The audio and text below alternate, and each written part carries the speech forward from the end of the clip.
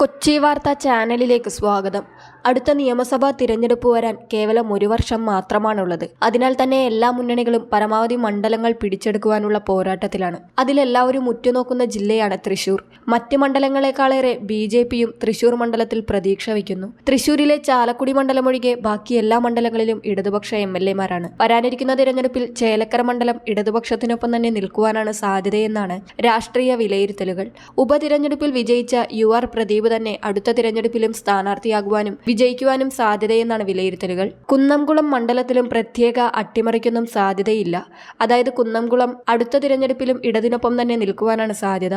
ഗുരുവായൂരിലേക്ക് വന്നു കഴിഞ്ഞാൽ അടുത്ത തവണയും മണ്ഡലം UDFിനൊപ്പം നിലകൊള്ളുന്നതിനാണ് കൂടുതൽ സാധ്യത. ഇനി മണലൂരിലേക്ക് വന്നു കഴിഞ്ഞാൽ UDFിനൊപ്പവും LDFിനൊപ്പവും മാറി മാറി നിലകൊള്ളുന്ന മണ്ഡലമാണ് മണലൂർ. എന്നാൽ കഴിഞ്ഞ 2 തവണ CPMനൊപ്പമാണ് മണ്ഡലം നിലകൊള്ളുന്നത്. എന്നാൽ കോൺഗ്രസിനെ സംബന്ധിച്ച് നല്ലൊരു ശക്തനായ സ്ഥാനാർത്ഥിയെ മണ്ഡലത്തിൽ നിർത്തിയാൽ അടുത്ത തവണ മണ്ഡലം പിടിച്ചെടുക്കാൻ സാധിക്കുമെന്നാണ് വിലയിരുത്തലുകൾ. ദീർഘകാലം കോൺഗ്രസിനൊപ്പം നിലകൊണ്ട മണ്ഡലമായിരുന്നു വടക്കാഞ്ചേരി. എന്നാൽ നിലവിൽ മണ്ഡലം ഇടതുപക്ഷത്തിനൊപ്പമാണ്. ശക്തനായ സ്ഥാനാർത്ഥിയെ മണ്ഡലത്തിൽ നിർത്തിയാൽ UDFിന് മണ്ഡലം തിരിച്ചുപിടിക്കാൻ സാധിക്കുമെന്നാണ് രാഷ്ട്രീയ വിലയിരുത്തലുകൾ. CPIക്കും കോൺഗ്രസിനൊപ്പം മാറി മാറി നിലകൊള്ളുന്ന മണ്ഡലമാണ് ഒല്ലൂർ.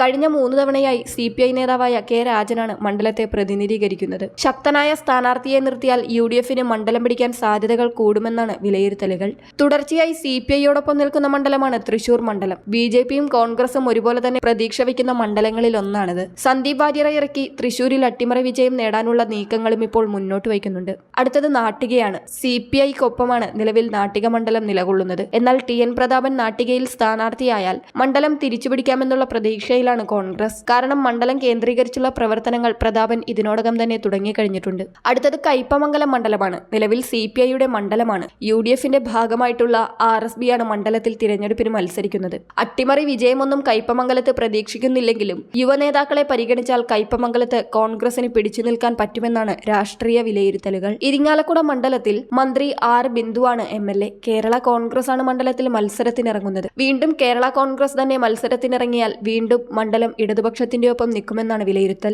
പുതുക്കാട് മണ്ഡലം നിലവിൽ CPMനോടൊപ്പമാണ്. അടുത്ത തവണയും മണ്ഡലത്തിൽ CPM തന്നെ വിജയിക്കുവാനാണ് സാധ്യതയെന്നാണ് വിലയിരുത്തൽ. അടുത്തത് ചാലക്കുടി മണ്ഡലമാണ്. നിലവിൽ കോൺഗ്രസിനോടൊപ്പമാണ് മണ്ഡലം നിലകൊള്ളുന്നത്. TJ സനീഷ് കുമാറാണ് മണ്ഡലത്തെ പ്രതിനിധീകരിക്കുന്നത്.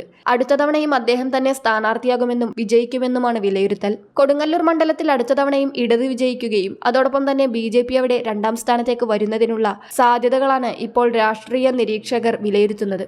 രാഷ്ട്രീയ സാഹചര്യങ്ങളൊക്കെ പരിശോധിച്ചുള്ള ഈ വിലയിരുത്തലുകൾ യാഥാർത്ഥ്യമാകുമോ എന്ന് കണ്ടറിയാം. കൂടുതൽ വാർത്താ അറിയിപ്പുകൾക്കായി കൊച്ചി വാർത്താ ചാനൽ സബ്സ്ക്രൈബ് ചെയ്യുക.